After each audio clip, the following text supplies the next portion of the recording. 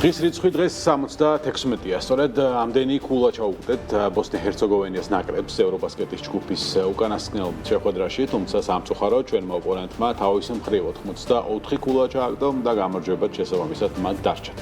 ტურნირი მოქმედ ჩემპიონ ესპანეთთან დამსახურებული გამარჯვებით დაიწყეთ, მაინც მოხდა ის, რაც ევრობასკეტების ისტორიაში ჩვენთვის არაერთხელ მომხდარა. ბოლო ტურის შედეგების მიხედვით საქართველოს ნაკრები იმ მდგომარეობაში აღმოჩნდა, როდესაც საკუთარ თავზე დამოკიდებული აღარაა და ჯგუფიდან გასვლისთვის სხვა თამაშის სასურველი შედეგის დაფიქსირება სჭირდება.